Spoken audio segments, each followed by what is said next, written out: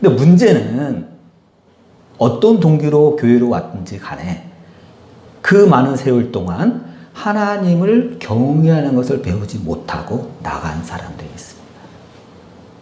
그 중에 대표적인 사람이 김일성이에요.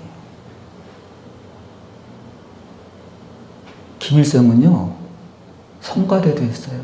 주일학교 교사도 했어요. 그런데 하나님을 경외하는 것을 배우지 못했기 때문에 오히려 나중에 정권을 잡은 다음에 북한의 교회를 다 없애버렸습니다. 저는 오늘 여러분과 함께 기복주의자가 왜 위험한가 이런 제목으로 은혜의 말씀을 나누고자 합니다. 여러분, 우리가 역사적으로 볼 때 우리 기독교 신앙은요, 항상 영적인 도전을 받아왔어요. 그 중에 뚜렷한 것 중에 하나가 뭐냐면 무신론과 기복주의예요. 여러분, 무신론이 뭐죠? 하나님 자체를 부정하고 영적인 세계를 인정하지 않는 철학이에요. 이 무신론은 고대 시대부터 사람들이 품어온 거예요. 오래됐죠. 인간의 마음 속에 하나님을 부정하는 마음을 심어 놓은 것은 마귀죠. 그건 확실한 거예요. 그런데 이것이 전 세계적으로 결정적으로 퍼지게 된 원인 중에 하나는 바로 다윈의 진화론이에요. 여러분, 다윈의 진화론은요, 마귀의 사상입니다. 근거가 없어요. 가설이에요. 근데 사람들은 이 다윈의 진화론을 마치 과학처럼 여기고 있어요. 여러분, 과학도 사실은 가설에 불과해요. 왜냐하면 새로운 과학이 증명되면요, 이전에 있는 과학은요, 무시되는 거예요. 그 다음에 이 무신론을 강화시킨 것은 공산주의 이론이에요. 진화론과 이 공산주의 이론이 전 세계적으로 무신론이 확산되는 데 큰 기여를 했습니다. 이들은 과학이라는 미명하에 하나님의 존재를 부정하고 영적인 세계를 인정하지 않아요. 그러면 여러분, 성경은 이러한 무신론자들에 대해서 어떻게 평가하죠? 성경은 한마디로 이들을 어리석은 자다, 이렇게 냉철하게 진단을 합니다. 시편 14편 1절을 보면 다음과 같은 말씀이 있습니다.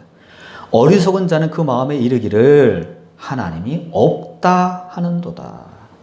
그들은 부패하고 그 행실이 가증하니 선을 행하는 자가 없도다. 이처럼 무신론자에 대한 성경의 평가는요, 엄격해요. 그리고 단호해요. 한마디로 어리석은 자라는 거예요. 그것도 부패하고 그 행실이 가증하다. 그래요. 여러분, 최근에 우리나라를 조사해 봤더니요, 종교에 대해서 물었어요. 그랬더니 저는 종교를 믿지 않습니다. 저는 절도 안 나가고요, 교회도 안 나가요. 저는 부처에 대해 관심도 없고요, 하나님에 대한 관심도 없어요. 이렇게 대답한 사람이요, 우리나라 인구의 60%. 여러분, 이건 굉장히 안 좋은 현상이에요. 왜죠? 이들은 영적으로 죽어 있는 거예요.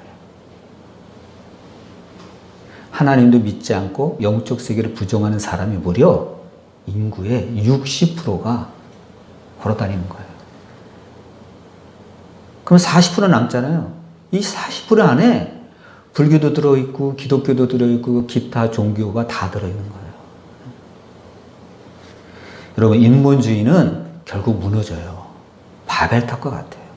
저기 유럽에 지금 전쟁이 붙어 있죠? 우크라이나 전쟁, 러시아의 전쟁. 끔찍해요. 누가 일으켰죠? 러시아의 푸틴이 일으켰어요. 사람들은 푸틴을 정치가라고 볼지 모르지만 성경에서 볼 때는요, 영적 시각으로 보면 푸틴은 짐승이에요. 확실합니다. 푸틴은 짐승이에요. 여러분, 짐승이니까 자기는 후방에서 지휘만 하고 애꿎은 젊은이들을 전방에 보내가지고 벌써 러시아 군인들이 십수만이 죽었어요. 그들이 왜 죽어야 되죠? 우크라이나도 마찬가지. 그들이 왜 죽어야 되죠? 푸틴이라는 짐승 때문에 아무 죄도 없으면서 전쟁에 끌려 나가서 죽은 거예요. 그들에게는 사랑하는 엄마가 있고, 아빠가 있고, 삼촌이 있고, 동생이 있고. 근데 그들이 왜 죽어야 되죠? 짐승 때문에 가서 죽은 겁니다. 그게 바로 무신론자가 그렇게 위험하다는 거예요. 하나님을 두려워할지 모르기 때문에 애꿎은 젊은이가 죽어간 겁니다. 그들이 집에 가면 앨범이 없을까요? 어렸을 때의 추억, 학창시절의 추억 없을까요? 무신론자가 그래서 이렇게 위험한 겁니다. 그에 비해 기복주의는 유신론이지만 하나님을 하나의 우상처럼 여깁니다. 여러분, 기복주의는 무신론 아니에요. 유신론이에요. 하나님을 인정해요. 그러나 그들은 하나님을 경외하는 것이 아니라 하나님을 하나의 수단화해서 우상화합니다. 현실적으로는 교회 안에서 무신론은 없죠. 적어도 교회 다니는 사람은 무신론은 아니죠. 그러나 기복주의도 위험해요. 하나님을 잘못 믿고 있는 거예요. 여러분, 기복이라는 뜻이 뭐죠? 글자 그대로 하나님께 기도하는 거예요. 하나님께 비는 거예요. 왜? 하나님은 복의 근원이시기 때문에 사실 이것은 전혀 문제가 안 돼요. 여러분, 제가 신구약 성경에 복이라는 단어가 몇 개나 한번 조사해 봤어요. 뭐 복, 축복 다 합해서 600개가 넘어요. 여러분, 복이라는 단어는요, 창세기에서 요한계시록 같이 마치 지뢰처럼 매설되어 있어요. 하나님은요, 복 자체예요. 정말 하나님은 복의 근원이에요. 그러니까 우리가 하나님께 복을 구하고 하나님께 기도하는 것은 당연한 거예요. 이거 뭐라 그랬어요? 한 사람도 없습니다.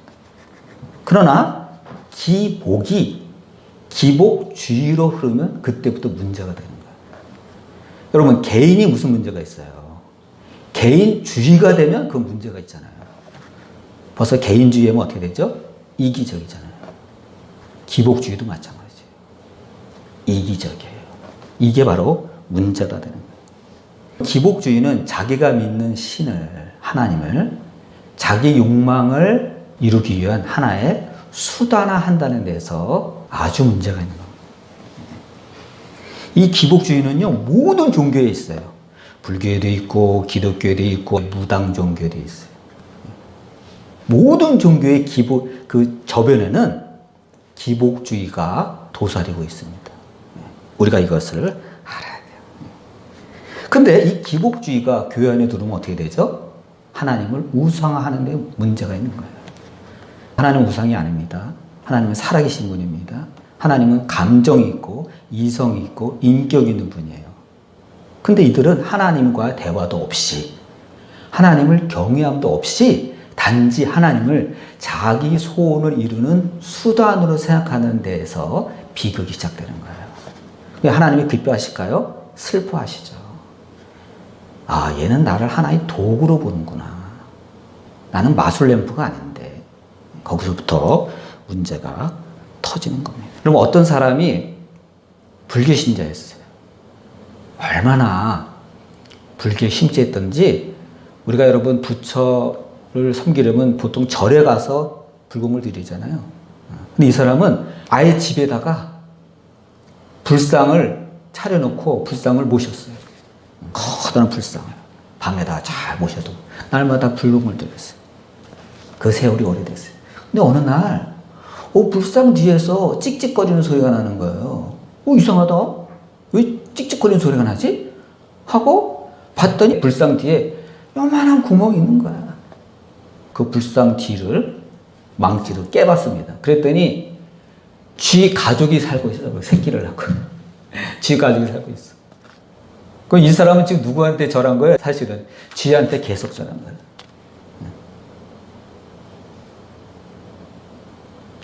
여러분, 불상은 살아있는 게 아니잖아요. 그게 한계란 말이에요. 우상의 한계. 근데 우리 하나님은 살아계신 분이란 말이에요. 다 보고 계세요. 다 듣고 계세요. 마음까지 감찰하세요. 근데 이 하나님을 우상화한다는데 기복주의자들의 문제가 있는 것입니다. 우리 기독교인이 평소에 하나님을 안다고 하면서, 믿는다고 하면서 하나님과 아무런 교류도 갖지 않고 하나님을 예배하지도 않고 하나님을 경외하지도 않고 아무 상관없이 살다가 단지 자기 요구사항만 늘어놓는다면 이 사람은요, 기복주의자입니다. 이 사람은요, 하나님을 말 못하는 우상 취급을 하는 거예요.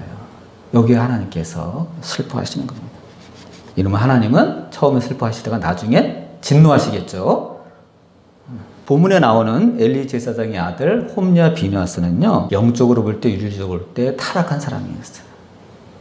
아버지가 노쇠하니까 아버지를 대행해서 제사장 노릇을 했습니다. 근데 이들은 사람들이 하나님 앞에 제사 지내려 예물을 이렇게 가져오면요, 딱 봐서 심사를 합니다. 그래서 좋은 거는 취하고 좋지 않은 부분은 하나님께 바칩니다.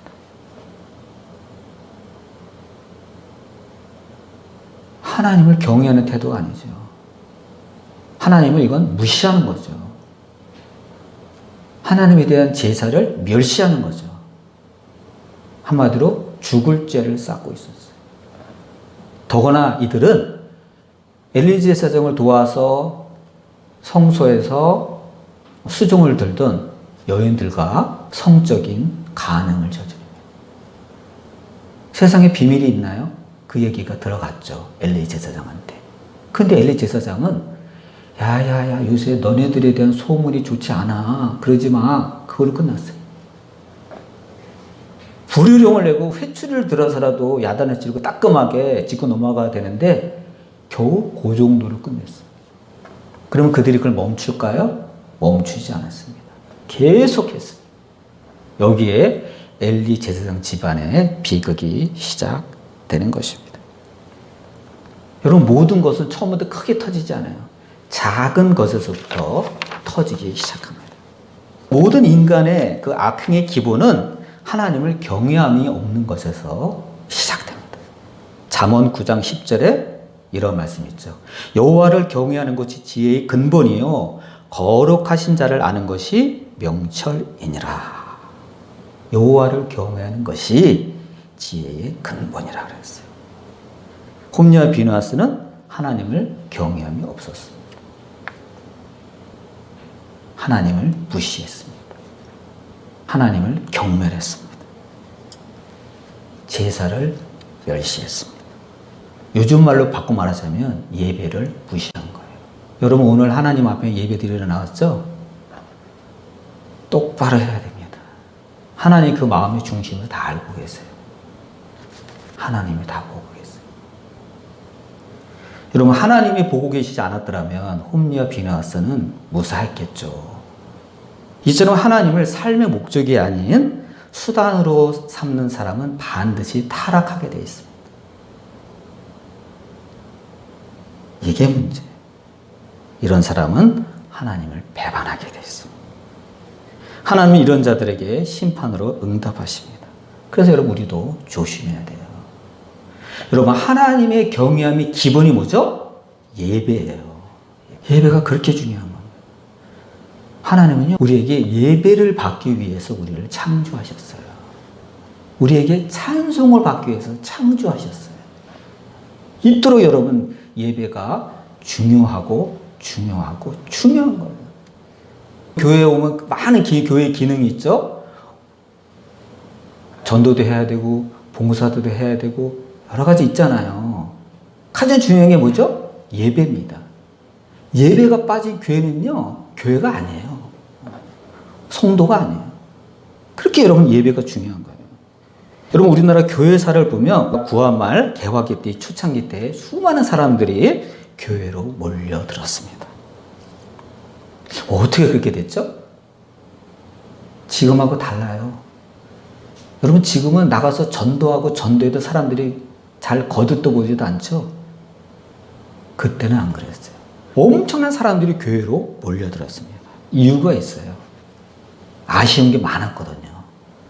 나라는 점점 일본에게 먹혀 들어가고 있고, 조선의 정부를 봐도 희망이 없고, 절에 가도 희망이 없고, 무당한테 가도 희망이 없고, 희망이 없어요. 우리나라에 희망이 없습니다. 기대할 것이 아무것도 없어요. 그런데 선교사가 개척한 교회를 딱 보니까 저기에 희망이 있는 것 같네? 하고 사람들이 눈치가 있잖아요. 교회로 몰려듭니다. 마구마구 몰려드는 거예요. 가만히 보니까 저 선교사 뒤에는 미국이라는 엄청난 강대국이 있구나. 그걸 사람들이 눈치챈 겁니다. 독립운동하는 사람들도 모여듭니다. 심지어 공산주의자들도 교회에 몰려들었어요. 뭔가 도움을 얻지 않을까. 최소한 영어라도 공부하지 않을까. 선교사에게 추천받아서 미국 유학이라도 갈 수 있지 않을까. 출세의 수단으로 뭔가 얻을 게 있다는 그 마음에 교회로 물려들었어요. 별별 동기로 온 사람들이 있어요. 근데 그게 문제가 아니라 그럼 예배 드릴 거 아니에요. 독립운동자도 예배 드리고 공산주의자도 예배 드릴 거 아니에요. 근데 그 중에 예배 드리다가 하나님을 경외하는 것을 배워서 깨닫고 교회의 멤버가 된 사람들이 엄청 많았습니다. 교회의 기둥같이 된 사람들이 엄청 많았어요. 근데 문제는 어떤 동기로 교회로 왔든지 간에 그 많은 세월 동안 하나님을 경외하는 것을 배우지 못하고 나간 사람들이 있습니다. 그 중에 대표적인 사람이 김일성이에요. 김일성은요, 성가대도 했어요. 주일학교 교사도 했어요. 그런데 하나님을 경외하는 것을 배우지 못했기 때문에 오히려 나중에 정권을 잡은 다음에 북한의 교회를 다 없애버렸습니다. 필요 없어. 내가 권력 잡는데 방해가 돼. 내가 수령 통제하는데 하나님의 존재가 방해가 돼. 다 폐쇄버렸습니다. 이처럼 하나님이 기회 주실 때 하나님을 경외하는 법을 배우지 못한 사람은 타락해서 교회를 나갈 뿐만 아니라 하나님의 교회를 오히려 탄압합니다. 여러분, 하나님이 그냥 놔두시겠어요? 이 짐승을 반드시 심판하십니다. 하나님께 버림받습니다. 가룟 유다가 그랬잖아요. 기복주의자였던 홈리와 비느하스는요, 본문에 나오는 것처럼 블레셋과의 전쟁이 벌어지자 하나님의 언약궤, 법궤를 메고 나갑니다. 그는 하나님에 대한 기대가 있었어요. 어떻게? 하나님을 경외했기 때문에 기대한 게 아니라 주술적으로 이 언약궤를 갖고 가면 우리가 이겼다. 언약궤가 능력이 있기 때문에 물리쳐 이길 수 있다. 그런 마음으로 하나님을 수단화해서 언약궤를 들고 나갔습니다. 전쟁에. 그중 어떻게 됐죠? 대패했습니다. 홈리와 비느하스는 전사하였고, 그들이 그렇게 주술적인 의미에서 들고 갔던 언약궤는 빼앗겼어요. 정말 어처구니 없게 됐어요. 이 소식을 들은 엘리 제사장은 그 비둔한 몸으로 의자에 앉아있다가 앞으로 꼬꾸라져 죽었습니다. 집안에 다 망한 거예요. 며느리는 애를 낳다가 마침 죽었습니다. 엘리 제사장의 가장 큰 죄는 뭡니까? 자식들의 신앙 단속을 못한 거예요. 하나님이 기회 주실 때 하나님을 경외하는 것을 배우지 못하게 한 거예요. 신앙교회 계실 때. 그래서 자식들도 하나님의 심판마다 다 죽고, 며느리도 죽고, 본인도 죽었습니다. 하나님보다 자식 눈치 본 거예요. 하나님은 결국 그 집안을 다 죽이기로 작정하신 겁니다. 여러분, 하나님은 아쉬울 게 없어요. 대타가 있었거든요. 누구죠? 사무엘이 있었잖아요. 우리는 그런 생각이 쉬워요. 아야, 나 없으면 뭐 하나님은 손해지. 천만에요. 굉장히 교만한 소리예요. 하나님은요, 우리 없어도 하나님의 사람들을 줄 세워놨어요. 줄 세워놨어요. 아쉬운 건 하나님이 아닙니다. 우리예요. 그래서 하나님이 이 작은 일로도 우리에게 쓰임 받게 하시고 쓰게 하실 때 감사해야 돼요. 하나님 감사합니다. 저같이 부족한 사람을 이 교회의 멤버로 하나님께서 불러주시고 사용해 주셔서 감사합니다. 기도해야 돼요. 감사해야 돼요. 사람들은 보통 삶에 필요한 것을 하나님께 구하죠. 건강의 복을 구하죠. 물질의 복을 구하죠. 성공과 형통의 복을 구하죠. 구할 수 있어요. 여러분, 다윗의 일생을 잠시 봐요. 다윗은 엄청 가난했습니다. 시편에 보면 주여 저는 가난하오니, 이 단어가 엄청나요. 그러나 그는 이 세 가지 복을 다 받았어요. 건강의 복, 물질의 복, 형통의 복, 성공의 복 다 받았어요. 왕이 됐는데 뭐 세 가지만 받았겠어요? 10가지도 더 받았죠. 중요한 것은 다윗도 하나님께 복을 구하겠지만 그는 기복주의자가 아니었습니다. 하나님을 수단화하지 않았어요. 그는 기본이 된 사람이에요. 하나님을 경외한 사람이에요. 오죽하면 그가 이런 표현을 합니다. 악인의 장막에 사는 것보다 내 하나님의 성전 문지기로 있는 것이 좋사오니. 여러분, 문지기 힘들어요.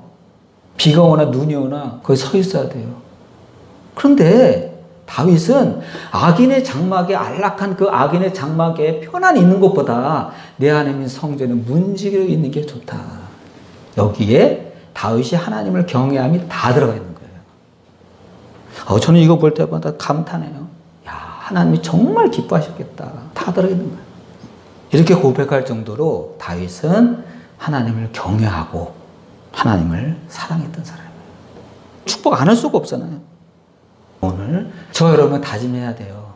하나님이 기회 주실 때 자꾸 세움을 보내지 말고 나도 다윗처럼 하나님을 경외하는 법을 배우겠다. 정말 하나님 기쁘시게 하는 자가 되겠다. 기복주의자가 되지 않겠다. 다짐하는 저와 여러분 되시기를 주님의 이름으로 축원드립니다. 기도하겠습니다.